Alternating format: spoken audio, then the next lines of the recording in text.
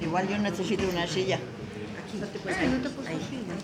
No, no sé si queríais que estuviera de pie. No creo. No, mira, está ya esa silla. Habría que Yo creo que es que han cambiado la silla. Mira, te ayudo. Vale.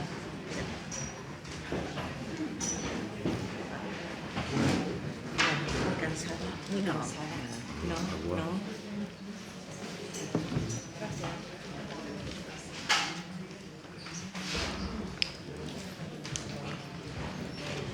¿Cómo vais? ¿Cómo vais? ¿Muy cansados y cansadas o qué? Bueno, esta es la última parte. Fuera hay agua para coger la que queráis y tomar agua. Tenemos también fuera un blog que ha dejado José Luis ahí, donde podéis poner vuestro teléfono si estáis interesados en formar parte de la plataforma nuestra. Está ahí al lado de las botellas de agua. Bueno, nos quedan cuatro ponentes. Nos quedan 4 ponentes. A ver, si Teresa se permite. Vale.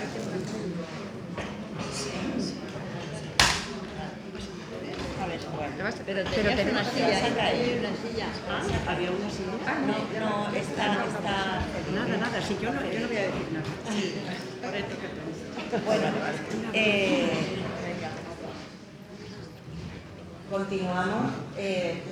continuamos en un primer momento con Salomé Martín García. Espera, luego Teresa. Sí. Salomé Martín García, gracias Salomé por estar aquí con nosotras y nosotros.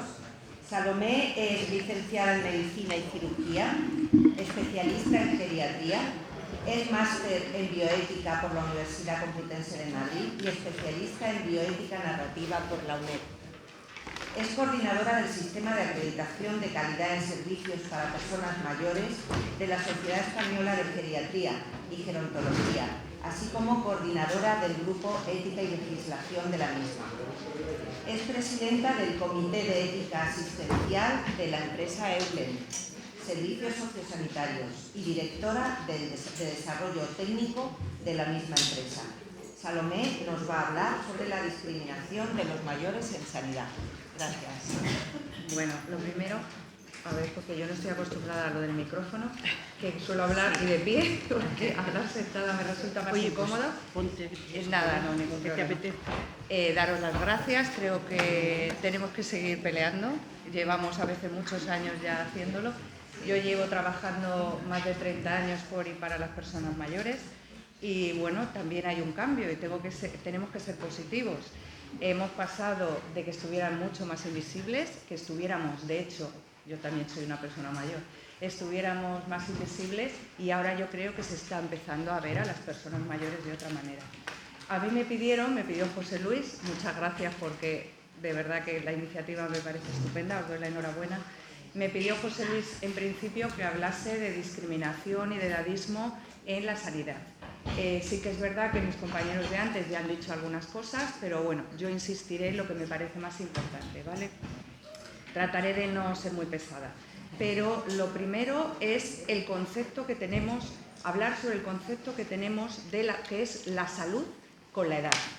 Damos por sentado que las personas mayores tienen que estar enfermas, vamos a decir, como si fuera obligatorio, y consideramos que algunas de las cosas que tienen es normal por su edad. Y eso no es real. Las personas mayores tienen la misma salud que tienen las personas jóvenes. Sencillamente es un poco más frecuente que tengan algunas enfermedades crónicas. Pero aquí quiero decir algo que creo que es importante. Y es un concepto que todavía no ha salido y es el autoedadismo o el edadismo autoinfligido. Nos creemos nosotros mismos que como somos mayores tenemos que aguantar ese dolor a los 80 años o tenemos que aguantar que nos traten de otra manera porque ya somos mayores y nos lo creemos. Y muchas veces, y algo que es muy frecuente, es que las personas creemos que no tenemos que ir al médico porque es normal que nos duela, que nos encontremos mal, que tengamos no sé qué, que tengamos tos, y ocurre que hay unos diagnósticos tardíos en personas que tienen más edad debido a que creen que es normal estar enfermos y que no es necesario que vayan al médico. Este autodadismo, este creernos que realmente tenemos con la edad una serie de patologías y nos tenemos que aguantar, es algo contra lo que tenemos que luchar. Yo cenando anoche con algunos de los ponentes que cenamos juntos, comentábamos el hecho de que incluso yo, en este caso, muchas veces pienso, ya no me voy a poner esto con esta edad, ya no voy a hacer, claro, con lo mayor que soy, ¿para qué voy a hacer esto? Es decir, yo misma estoy siendo edadista conmigo misma. Y eso es algo que nos tenemos que mirar cada uno de nosotros, porque es algo con lo que tenemos que luchar en nuestra forma de ser y en nuestra forma de aceptar lo que nos está diciendo la sociedad, que es algo que nos impone. También comentaros que está ocurriendo, ahora hablamos mucho de la esperanza de vida, pero se está dando una paradoja, y es que en algunos países, si quitamos todas las cifras de mortalidad de la época COVID, porque cambian muchísimo las estadísticas, está empezando a bajar la esperanza de vida, porque los cuidados sanitarios en personas mayores están empezando a ser un poquito más suaves, vamos a decir, y menos exigentes, con lo cual está empezando a bajar a algunos países de Europa la esperanza de vida. Eso también tenemos que estar muy vigilantes a que los cuidados sean los que corresponde y sean de alta calidad, porque estamos preparados para poderlo hacer, ¿vale? Discriminaciones que yo veo, yo me he traído un montón de momentos de discriminación que veo en la sanidad y que veo en el trato a personas mayores. Lo han comentado antes mis compañeros, no hay servicios de geriatría en todos los hospitales de España, no hay geriatras suficientes en los hospitales de España para que esto sea así. Cuando yo terminé la especialidad éramos 500 especialistas en geriatría en toda España y no teníamos trabajo. De hecho, yo me tuve que buscar otro tipo de trabajo porque no podía trabajar en un hospital, porque no consideraban que fuera necesario. Ahora, por lo menos, vamos avanzando y cada vez va habiendo más servicios de geriatría, más especialistas, pero ahora mismo, por ejemplo, en Andalucía no hay todavía los hospitales y desde la Sociedad Española de Geriatría, que yo soy un miembro muy activo de ella, se pide que no sea rápido porque no hay ahora mismo geriatras para que se pueda tener geriatras suficientes. Sí que otro de los puntos que me parecen fundamentales, os voy a contar una historia, os voy a llamar de tú, os voy a contar una historia. La geriatría nace porque una enfermera se va a trabajar en un hospital de terminales, de enfermos terminales, y se da cuenta que hay un montón de personas mayores que las tienen aparcadas y que nadie las trata, están esperando a que mueran. Y a ella se le ocurre quitar medicación, hacer rehabilitación, ponerse a hacer determinadas cosas y resulta que la gente se recupera y se va a su casa. Esos que pasaron de ser enfermos terminales pasaron a irse a su casa y a estar bien. ¿Por qué? Porque les trataron una serie de cosas.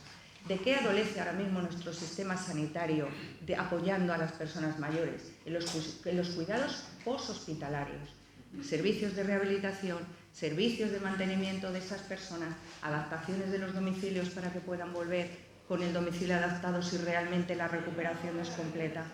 A mí me enseñaron cuando estudié, empecé geriatría, que lo esencial para tratar a una persona mayor es que volviera a estar con el mismo estado funcional y de salud que estaba antes de ingresar y que ese era nuestro objetivo, rehabilitando, tratando, quitando medicación, porque a veces la medicación no es, tomar medicación no siempre es lo ideal. Entonces, esos servicios ahora mismo no existen. No hay unos servicios especializados en general en toda España. En algunas comunidades tienen algunos, pero no en todas las comunidades tenemos servicios, digamos, de media estancia. Servicios donde a las personas después se les puede mantener ese estado y se les puede rehabilitar para que vuelvan a estar en su situación basal, en la forma en la que llegaron. Eso también me parece muy importante. Luego se ha hablado de las sujeciones. Como coautora del documento que hay de la Sociedad Española de Geriatría de cuidar sin utilizar sujeciones, creo que hemos avanzado bastante, por lo menos en la conciencia y en la concienciación social, de que el uso de sujeciones, tanto químicas como físicas, no son necesarias, no son adecuadas, invaden un derecho, quitan la libertad de la persona. Pero eso lo hemos trabajado mucho en servicios sociales. Se está hablando mucho de no sujetar a las personas en residencias, porque teníamos unos niveles que eran los más altos de toda Europa, por encima del 50%. Pero no se está trabajando eso mismo en los hospitales. Y en los hospitales es súper frecuente que entre una persona mayor y por miedo a que se caiga y por miedo a que no sé qué, se le pone una sujeción nada más entrar en el hospital y se le pone una sujeción por lo menos de noche. Y ahora mismo trabajar en los hospitales para que se quiten esas sujeciones no se está haciendo todavía. Se está empezando desde los comités de ética de hospital, pero es algo que está costando muchísimo y están empezando por donde empezamos en servicios sociales hace 30 años a trabajar estas cosas. Hay que ir muy deprisa. Y otra cosa que se hace muchísimo en los hospitales cuando ingresa una persona mayor es asumir que esa persona es incontinente y ponerle un absorbente o un pañal por las noches. Porque eso yo lo he vivido en mi padre. De hecho, que llegó una enfermera la primera vez que ingresó mi padre y de repente vuelvo del baño y le había puesto un absorbente. Y yo le dije, ¿qué hace usted? Y me dice, hombre, es que es mayor. Y le dije, ya, pero mi padre es continente. O sea, usted no le ha preguntado, le ha puesto directamente un pañal. Pero lo peor es que mi padre había asumido que para no dar trabajo se ponía el pañal. No, hombre, no. O sea, eso es asumir, por un lado, el autodadismo de, bueno, para no molestar, y por el otro lado es el de la enfermera poniéndole el pañal sin preguntar siquiera si era continente o no. Eso es una discriminación y un edadismo importantísimo que estamos viviendo en sanidad. También, bueno, pues hay otro edadismo que quizá no es tan visible, pero ocurre en los proyectos de investigación de tratamientos. Para poner un tratamiento y para sacar un nuevo medicamento tenemos que probar en personas y se hacen grupos de personas. No se incluye a las personas mayores en estos proyectos de investigación, cuando luego son o somos la mayoría usuarios de esta medicación porque por edad tenemos más frecuentemente patologías crónicas que necesitan un tratamiento. Y luego le damos ese tratamiento que solo se ha probado en personas jóvenes cuando está demostrado que ni las dosis ni cómo se metaboliza es exactamente igual en personas jóvenes. Entonces no se incluyen los estudios de investigación. Pero yo he vivido la paradoja contraria, residencia durante el COVID.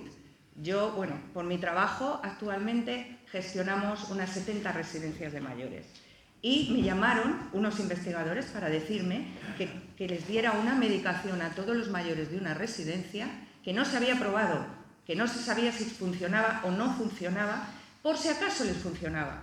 Y cuando yo le dije, mire, yo eso no lo voy a hacer, uno, porque éticamente es, vamos, un desastre. Dos, porque usted no me está diciendo que esto se haya probado previamente en nadie, con lo cual no lo voy a hacer.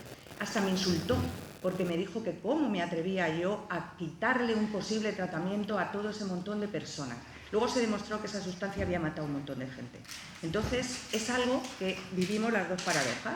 O sea, como somos personas que consideramos vulnerables, les quitamos sus derechos y les probamos una medicación que por qué vamos a probarla, y por otro lado no los incluimos en los estudios de investigación cuando van a ser los usuarios de esas medicaciones, ¿vale?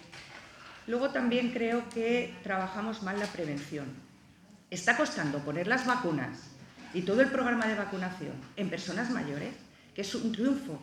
Lo hacemos lentamente, nos cuesta muchísimo poner las vacunas, y ahora mismo me refiero a vacunas como pues, la del herpes zóster, las vacunas de neumococo. Vamos despacito añadiendo el programa de vacunación de las personas mayores, cuando sin embargo a ninguno se nos ocurriría que los niños estuvieran sin vacunar.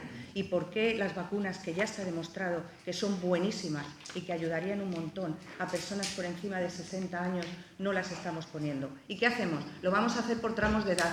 Excluimos a los mayores de 80, porque yo he llamado para ponérsela a mi padre y está excluido. Y luego vamos por tramos de edad. Vamos a empezar de los 60 a los 70, de los 70 a los 80. Hombre, pues a lo mejor no es éticamente lo más adecuado, sino que las personas más vulnerables, que por norma y con más enfermedades crónicas serían las personas que tienen más edad, deberíamos empezar al revés, de arriba para abajo, puesto que la defensa, el sistema inmune funciona diferente. Prevención, comentaba antes Carlos, en la prevención de algunos tipos de cánceres. Efectivamente, se está sacando a partir de una determinada edad, no se hace screening ni detección precoz de cáncer. Sin embargo, hay un pico, por ejemplo, a los 70 años de frecuencia de cáncer de mama en la mujer, de los 70 a los 75. ¿Por qué están excluidas las personas de 70 años si de 70 a 75 hay un pico? No tiene sentido, sencillamente es porque cada vez somos más, el gasto es más grande y aquí estamos hablando de gasto. Estamos hablando de los costes de todas estas pruebas, de los costes de todas estas medicaciones. Yo he vivido un momento de edadismo importantísimo cuando hubo un momento en España donde había copago, se puso el copago de las medicaciones. Y yo viví un momento en que los hijos no se preocupaban para nada de las pastillas que tomaban sus padres y cuando hubo que empezar a hacer copago de la medicación, llegaron todos y dijeron, ¿no le puede quitar nada? Era algo increíble, o sea, no te has preocupado jamás de si toma 5, toma 10 y ahora resulta que te preocupa porque tienes que dar 5 euros y vas a perder 5 euros de tu patrimonio. Es decir, algo que también creo que tenemos que pensar ampliamente, ¿no? Luego también yo he visto que la pelea que hemos tenido, yo recuerdo pelearme con la gente de la UBI para que metieran a una persona en la UBI porque tenía 75 años. Ahora eso cada vez es menos frecuente, ya hay menos discriminación, por ejemplo, para entrar en la UBI por cuestión de edad. Se miran otras cosas, pero todavía seguimos evitando algunos tratamientos quirúrgicos, las personas mayores se evitan esos tratamientos quirúrgicos, menos tratamientos de tema oncológico, de cánceres, se tratan de otra manera, menos agresiva, con menos, digamos, con menos ahínco o con menos necesidad de que esa persona se cure. Y luego, otras cosas que yo tengo por aquí que me parece que también son importantes. He intentado, sobre todo, resumir para no repetir y que tengamos conceptos claros, ideas que nos tienen que hacer pensar que eso es un derecho y que podemos reivindicar el que eso no ocurra. Es decir, no tenemos por qué aguantar que no se haga un screening de cáncer de mama a una mujer de 72 años. Eso es algo que tenemos que reivindicar y que tenemos que conseguir que se haga. Y algunas otras cosas es, sobre todo, lo habéis comentado antes, pero a mí hay algo que me preocupa mucho, sobre todo desde el punto de vista también de la ética, y es el consentimiento informado. Hay una cosa que se puso hace muchos años, que viene de Estados Unidos, pero era un poco por la libertad de elección de tratamiento, de poder opinar en nuestros tratamientos y de evitar el paternalismo, y con la ley de autonomía del paciente, que existe en España, que ya está un poco obsoleta y también para los políticos hay que darle una vueltecita porque está obsoleta en algunas cosas, pero sí es verdad que se empezó el consentimiento informado, que es este papelito que en teoría tienes que hablar con tu médico y te tiene que explicar tranquilamente qué te da en realidad el auxiliar y te dice firme usted aquí. Eso que firmamos todos, el firme usted aquí, que ninguno nos lo leemos, eso es donde te explica las posibilidades de tratamiento que tú tienes, los problemas que tiene esta prueba que te van a hacer o este tratamiento que te vas a tomar. Y este consentimiento informado en las personas mayores hemos llegado ya al máximo. Ya no solamente es que solo se le diga firme usted aquí, es que en la mayoría de los casos se le dice al hijo, firma aquí el papel de tu padre o el papel de tu madre. Y resulta que la persona que se va a hacer la prueba ni siquiera sabe que le están firmando un consentimiento de una prueba que nadie le está explicando los efectos que tiene, si se puede morir en la prueba, si le puede dar alergia a algo. Nadie le pregunta, nadie se lo explica, pero se lo damos al hijo directamente. Y eso yo lo estoy viviendo día a día, lo estoy viviendo incluso en las personas jóvenes, que se le da el papel y se le dice solo firme usted aquí, ¿vale? Eso ya sería un problema más de sanidad que no tiene que ver con el edadismo, ¿no? La información que habéis dicho antes, evidentemente la información se le da la mayoría de las veces al familiar que vaya acompañante, pero yo os diría algo más, la estructura que tenemos de los hospitales. ¿Quién no se pierde en un hospital? Si yo me pierdo y he trabajado montones de años en hospital, te pierdes, no encuentras, unas cosas están arriba, otras abajo, a veces no son accesibles. Es decir, tenemos un problema decimos, es que la persona mayor tiene que ir acompañada, hombre, y yo también tengo que ir acompañada, porque es que llega un momento que me vuelvo loca y si encima me encuentro mal y estoy enferma y necesito ayuda, que es por lo que voy al hospital, pues todavía mucha más necesidad de que sean más amigables con todas las edades, pero evidentemente muchísimo más con las personas mayores que, bueno, pues por cuestiones de edad, pues pueden ver peor, no necesariamente, pero puede ser más frecuente, entonces lo tenemos que adaptar a estas personas. Y bueno, pues esto es un poco lo que os quería comentar y sí comentaros también una cosa. Hay un servicio, habéis hablado de HelpAge, yo colaboro con HelpAge en muchas cosas desde hace tiempo y tienen un servicio, lo digo por si no estáis informados, porque resulta que es un servicio que yo he conocido hace poco y trabajo con ellos. Se llama SEAM, ¿vale? SEAM. Y atienden por teléfono un abogado y una trabajadora social y hacen acompañamientos a personas mayores que consideran que algún derecho ha sido vulnerado y le ayudan a reivindicar ese derecho, le hacen todo el acompañamiento por teléfono, es gratuito absolutamente y simplemente es llamar por teléfono y te atienden para tu caso de poder reivindicar este derecho que por edad estás perdiendo. Lo digo porque es un servicio que no todo el mundo conoce, lleva ya funcionando casi 2 años, ahora mismo tienen muchísima demanda y están intentando que crezca un poquito porque son 2 personas ahora mismo, yo las conozco y están desbordadas, pero son 2 mujeres y sí que os recomiendo que, bueno, pues que es un servicio que está al servicio de todos nosotros y que por cuestión de edad podríamos utilizar, ¿vale? Para que lo conozcáis.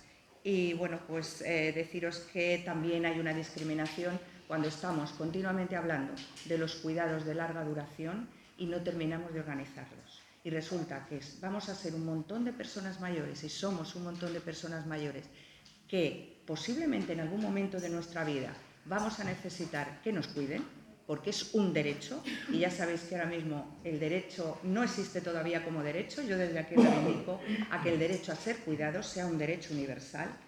Lo dice Victoria Camps en su libro Tiempo de cuidaros, la filósofa, y tenemos derecho a que nos cuiden, porque es así, porque nosotros hemos cuidado y tenemos derecho a que nos cuiden. Y sin embargo, no estamos desarrollando con la celeridad de la forma adecuada. Y yo entiendo que es caro, entiendo que es muy complicado, pero tenemos que tener cuidados de larga duración como queremos, en domicilio, con distintos recursos. No todo el mundo a lo mejor se puede quedar en domicilio, hay que ser realistas, porque a lo mejor es imposible atender esta demanda de esa forma. Pero necesitaremos muchos más recursos, mucho más abanico de posibilidades para que seamos cuidados adecuadamente. Muy bien.